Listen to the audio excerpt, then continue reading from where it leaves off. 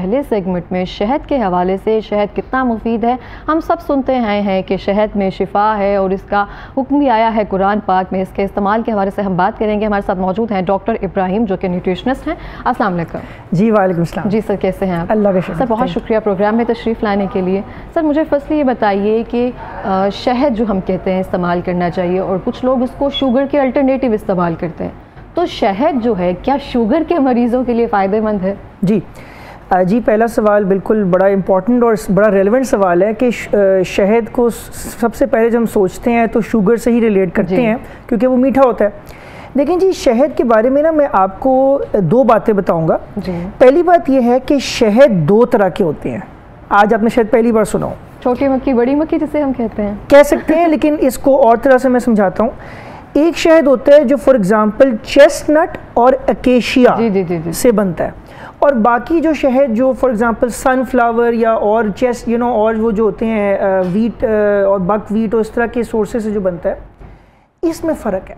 जो शहद अकेशिया और चेस्टनट से बनता है उसका ग्लाइसीमिक इंडेक्स लो होता है। इसका क्या मतलब हुआ?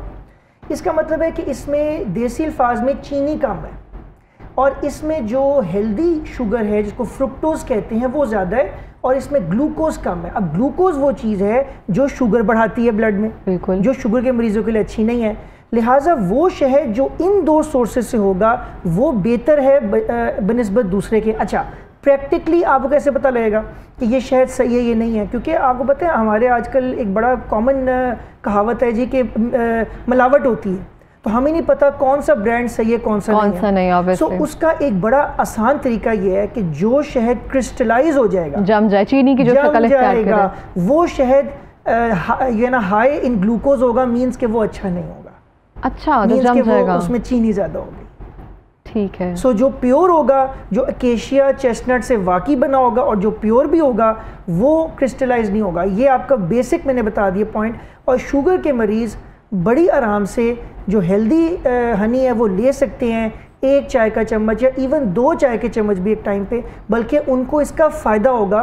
एक फ़ायदा ये होता है, एक तो चले उसमें शुगर कम है ना, बिल्कुल, उनको उसके अल्टरनेट पे हम यूज़ कर सकते हैं, क्रेविंग भी पूरी होगी।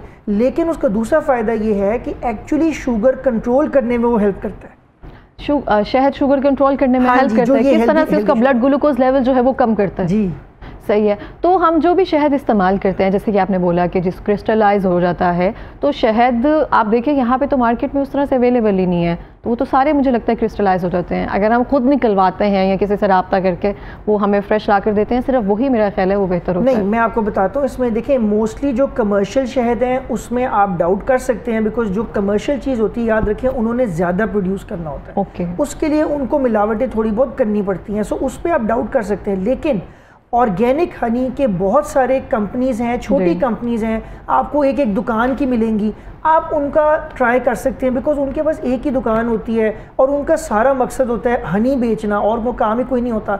तो आप उनको आपको हर इलाके में, जैसे अगर डिफेंस जाएं, गुलबर्ग जाएं, जौहर टाउन जाएं, किसी भी एरिया में जाएंगे तो आपको कोई ना कोई मेट्रो शॉप होती है जहाँ से, हाँ, जहाँ ऑर्गेनिक सोर्स आपको मिलेगा, आप ट्राई कर सकते हैं। लेकिन 2 चीज़ें मैं आपको बताऊँगा। एक तो मैंने आपको क्रिस्टलाइजेशन का बताया, एक चीज़ और याद रखें कि जो उसका कलर है ना हनी का, उससे भी फ़र्क पड़ता है।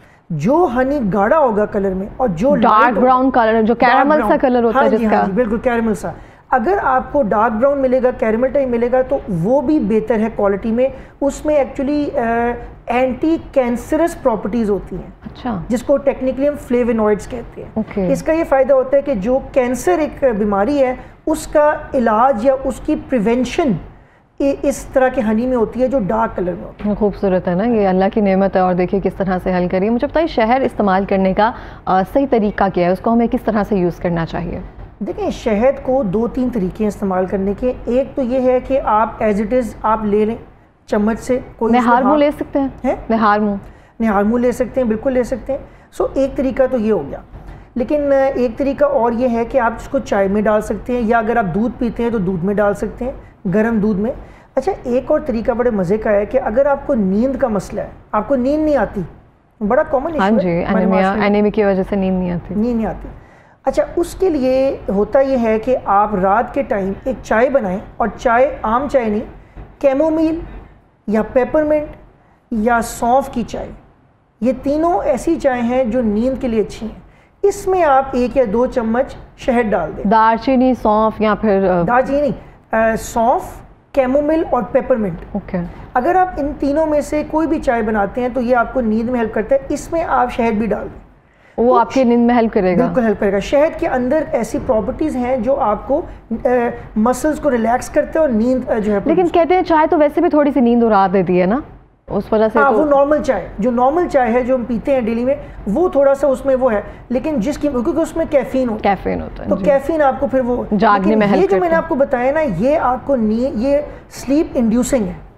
सही हो गई, तो बहुत अच्छी बात है ना। अगर जिनको नींद नहीं आ रही है तो शहद का इस्तेमाल करें। तो यही मुझे लगता है कि जो होममेड रेमेडीज़ हैं जो अल्लाह ताला ने फरमाई गई हैं, तो ये बहुत ज़्यादा चीज़ें हेल्प करती हैं हमारे डेली लाइफ में। अच्छा, डाइजेस्टिव सिस्टम को ये शहद किस तरह से बेहतर करता है? अच्छा, शहद का बड़ा डायरेक्ट रोल है इसमें डाइजेस्टिव सिस्टम को बेहतर करने के लिए। बिल्कुल, उसमें ये होता है कि जो अगर आपके मैदे में तेज़ाबियत है या आपके मैदे में दर्द है, मरोड़ है, या आपका जो है कोई भी किसी भी किस्म का मैदे का इशू है, तो उसमें जो है ना शहद जो है वो, चूँकि इसके अंदर ना बेसिकली एंटी बैक्टीरियल और एंटी ऑक्सीडेंट और एंटीसेप्टिक प्रॉपर्टीज़ है। ये 3 वर्ड्स मैंने बोले हैं। एंटी बैक्टीरियल मतलब जरासीम को मारना, जरासीम कश। एंटीसेप्टिक मतलब कि हर चीज़ को मारना जो बुरी है, ठीक है, वायरस, जरासीम, फंगस। और एंटी ऑक्सीडेंट जो है ना, ये बड़ी मज़े की चीज़ है। एंटी ऑक्सीडेंट का मतलब ये होता है कि आपके जिस्म में ऑक्सीडेटिव स्ट्रेस पैदा हो जाता है। होता यह है कि जब आप स्ट्रेस में आते हैं, या आपकी नींद पूरी नहीं हो रही, या आपकी खुराक नहीं अच्छी, या आपको कोई बीमारी है, इन सब चीज़ों की वजह से आपके जिस्म में ऑक्सीडेटिव स्ट्रेस पैदा होता है। उसके लिए आपको एंटीऑक्सीडेंट्स चाहिए होते हैं, जो आपको फ्रूट्स, वेजिटेबल्स और शहद में मिलते हैं।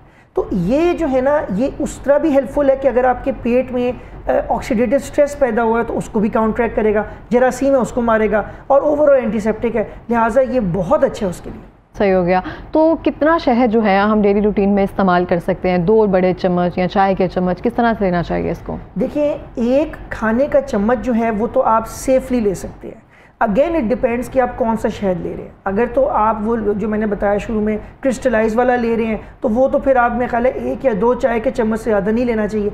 अगर आप हेल्दी अकेशिया या चेस्टनट का ले रहे हैं तो उसका फिर आप 1 खाने का चम्मच, बल्कि 2 भी आप ले सकते हैं, 1 सुबह 1 रात को, इस तरह के भी ले सकते हैं। तो ये डेली बेसिस पे हम इसको इस्तेमाल कर सकते हैं। बिल्कुल, इवन अगर आप हार्ट पेशेंट ले सकते हैं इसको। हार्ट पेशेंट, हाँ, मैं ये बड़ा अच्छा सवाल है। मैं कहने लगा था कि इवन अगर आपको जो है शुगर, या आपको जो है कोई भी बीमारी है, या इवन अगर आपको जो है वेट लॉस भी अगर आप कर रहे हैं, अक्सर हाँ, डाइट प्लान में तो शामिल होता है ना, चीनी नहीं खाना, चीनी नहीं लेनी, लेकिन शहद ले सकते हैं, ठीक है ना, 1 का चम्मच चाय का, दूध।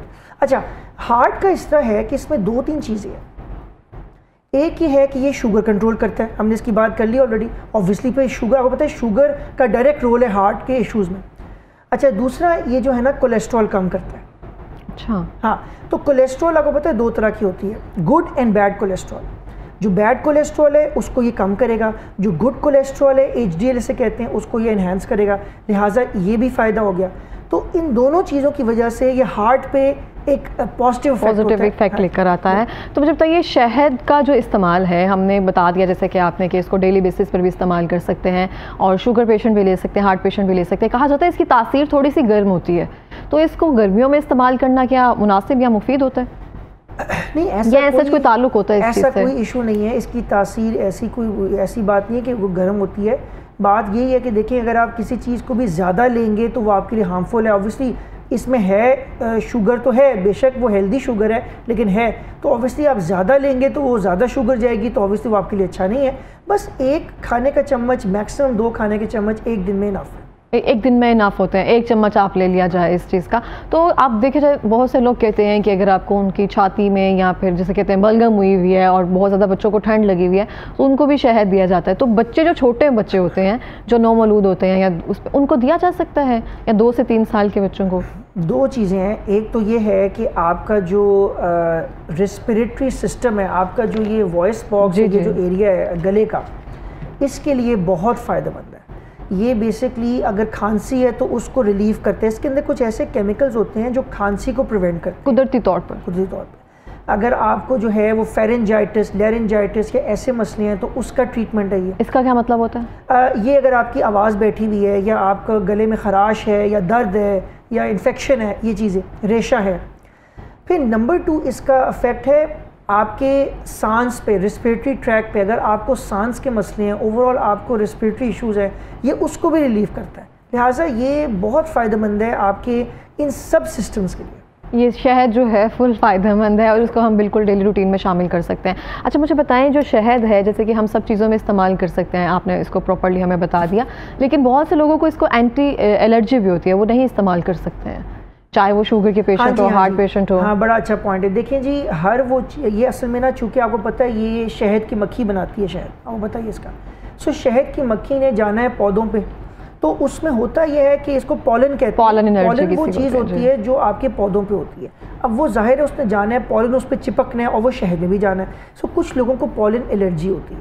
हाँ, जिनको एलर्जी है वो तो नहीं खा सकते, उनको पता होता है। ये कोई ऐसी चीज़ नहीं है कि अगर एज अ डॉक्टर मैं किसी से कहूँगा आप शहद खाएं तो एकदम से पता लगा जी एलर्जी है। ये लोगों को पता होता है हमें एलर्जी है, जनरली बचपन से पता होता है। तो यस, ऑब्वियसली उनके लिए तो ये प्रॉब्लम है। नहीं, अक्सर नहीं भी पता होता। मुझे नहीं पता था, मुझे पेनट से एलर्जी है। मैं मूंगफली खा लेती हूँ तो मेरी स्वेलिंग हो जाती है। अच्छा। तो नहीं पता चलता, इतनी बड़ी हो गई हूँ मैं, तो मुझे बचपन से नहीं पता था कि मुझे हो जाती है एलर्जी, तो नहीं पता होता शायद ना। सॉरी, एक बात आपको ऐड करूँ इधर कि ये तो चले आपने कहा ना जिसको एलर्जी है, अगर आपको किसी चीज़ की एलर्जी नहीं है या इसकी एलर्जी नहीं है तो इसके अंदर एंटी एलर्जिक प्रॉपर्टीज़ भी हैं।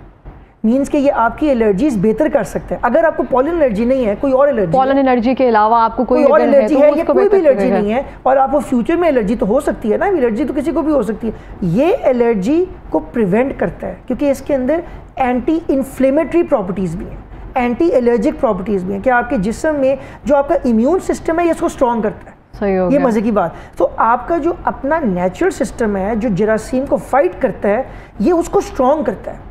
सो जब उसको स्ट्रॉन्ग करेगा तो चाहे आपको बैक्टीरिया, वायरस, फंगस या एलर्जी हो, ये उसके अगेंस्ट एक नेचुरल डिफेंस बन जाएगा। मतलब मैं तो आपको कहूँगा कि ये डेली बेस पे कोई भी, अगर आपको बेशक अगर आपको पॉलन एलर्जी है फिर तो नहीं, अदरवाइज ये किसी भी सिचुएशन में आपको लाजमी शहद लेना चाहिए। बिल्कुल इस तरह से। ये अच्छा बताएं कि हाँ, अगर मैंने वेट जो है वो लूज़ करना है और शहद का इस्तेमाल मैंने 1 से 2 चम्मच करी, तो बाकी डाइट प्लान में ऐसा क्या रखूँ कि शहद के साथ साथ मेरा वेट भी लूज़ हो?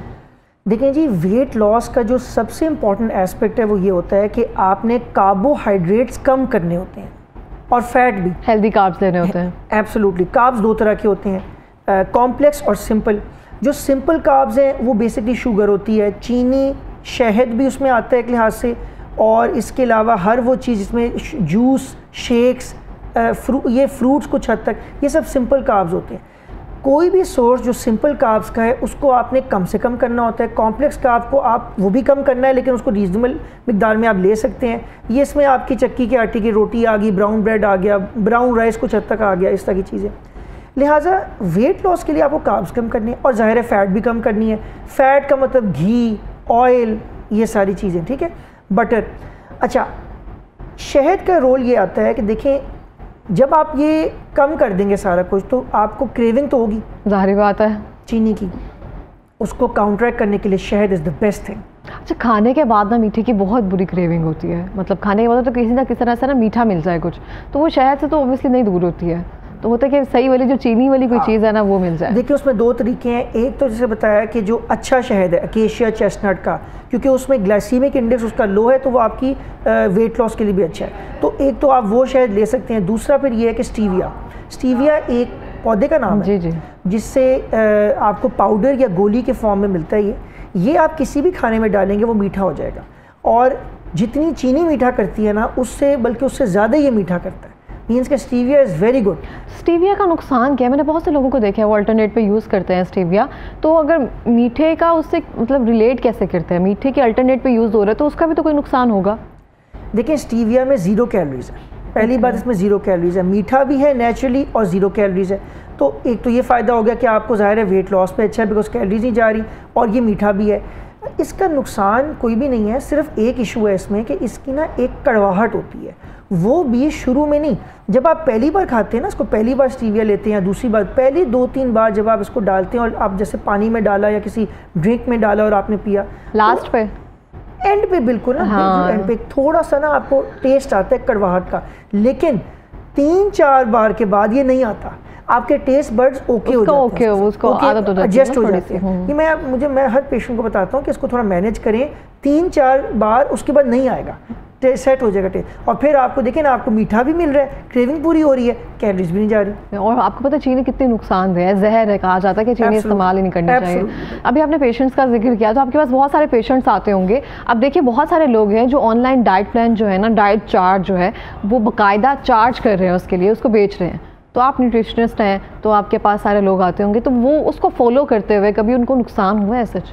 ऑनलाइन जो गाइडेंस होती है, देखिए बात असल में ये होती है कि यूट्यूब और गूगल और ऑनलाइन तो आपको बेतहाशा इन्फॉर्मेशन मिल जाती है, ठीक है, लेकिन कोई भी इंफॉर्मेशन आपके लिए कस्टमाइज नहीं है।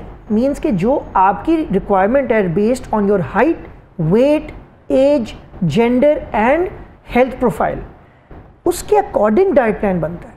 यू नो, आपको पसंद क्या है, पसंद क्या नहीं है, क्या पसंद है, क्या आपकी क्रेविंग्स हैं। अच्छा, इस पे भी डाइट चार्ट बनता है? बिल्कुल ऐसे बनता है, कस्टमाइज बनता है कि आपको क्या खाना चाहिए, कितना खाना चाहिए, आपकी मेटाबॉलिज्म क्या है, आपका मेटाबॉलिज्म फास्ट है या स्लो है, एग्जैक्ट वैल्यू क्या आ रही है AMR की, एक्टिव मेटाबॉलिक रेट की, उसके मुताबिक डाइट प्लान बनता है। देखिए जनरल गाइडेंस से ये होता है कि आपका वेट लॉस हो सकता है, लेकिन एक पॉइंट पे जाके स्टक हो जाएगा। नंबर 2, कोई ना कोई आपको साइड इफेक्ट होंगे। साइड इफेक्ट होंगे क्यों? क्योंकि वो आपके अकॉर्डिंग तो नहीं था और उसमें कोई ना कोई मेजर चीज़ मिसिंग होगी, बैलेंस डाइट नहीं होगी। तो इसलिए मैं तो ये कहता हूँ कि ये रिस्क नहीं लेना चाहिए। चलें, आपको मोटिवेशन के लिए अगर बजट नहीं है आपके पास, या कोई आप मोटिवेशन के लिए कुछ महीने के लिए, 2 हफ्ते के लिए करना चाहते करें, लेकिन इवेंचुअली आपको कस्टमाइज प्लान बनवाना चाहिए। बिल्कुल इस तरह से ही है। तो जैसे भी आपने जिक्र किया मेटाबॉलिज्म का, आप देख सकते हैं कि बहुत सी खवातीन में ना 30s के बाद या 28 के बाद ना मेटाबॉलिज्म जो है वो बहुत स्लो होना शुरू हो जाता है। इसके लिए कोई रेमेडी या कोई ऐसी चीज़ बताइए जो उसको फास्ट कर दे, क्योंकि वो वेट लॉस में ना बहुत हेल्प करता है ऑब्वियसली। देखें, मेटाबॉलिज्म को फास्ट करने के 2 तरीके होते हैं। एक होता है एक्सरसाइज, याद रखें वर्जिश। वर्जिश वो चीज़ है जिसको हमें बिल्कुल शौक नहीं है करने का, ठीक है, लेकिन हाँ, लेकिन this is the single most important thing to raise your metabolism. चाहे वो आप कार्डियो कर रहे हैं जैसे भागना या साइकिलिंग या वो सारा, या आप जो है वो एक्सरसाइज जिम में कर रहे हैं।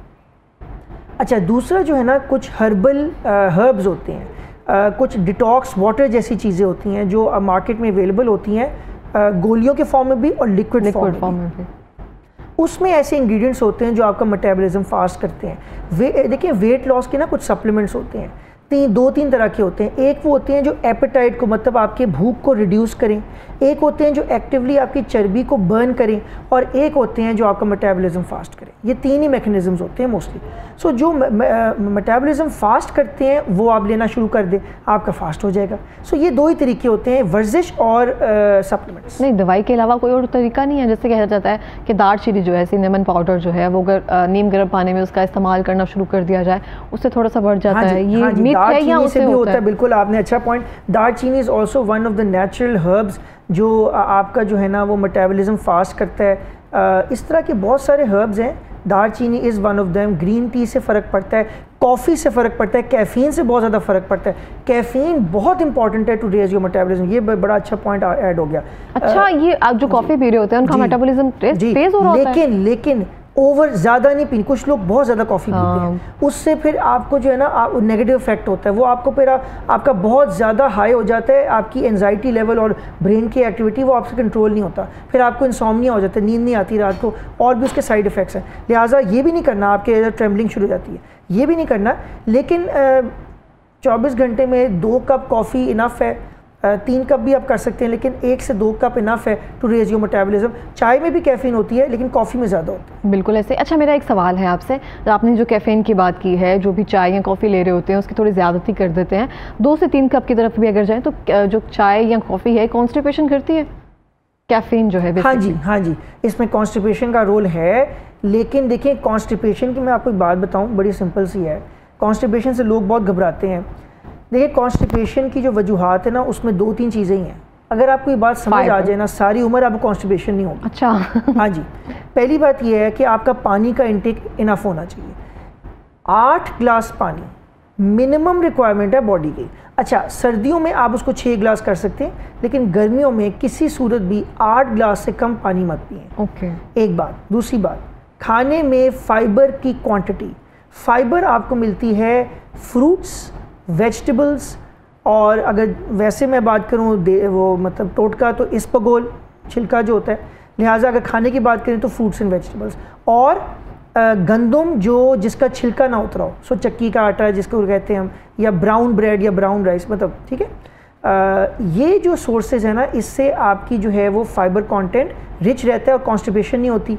तो कॉन्स्टिपेशन के लिए, और तीसरी बात ये है कि कोई ऐसी मेडिसिन आप ना खा रहे हो जिससे कॉन्स्टिपेशन हो। कुछ मेडिसिन का साइड इफ़ेक्ट होता है कॉन्स्टिपेशन, तो बहुत कॉमन है जो लोग सिगरेट स्मोक करते हैं, अल्कोहल पीते हैं, और दूसरा वीलो एक बड़ी फेमस चीज़ आई हुई आज, मतलब निकोटीन। हाँ जी, वीलो या निकोटीन, जिसको हम ट्रेंडिंग नस्वार कह देते हैं। ठीक है, ट्रेंडिंग नस्वार।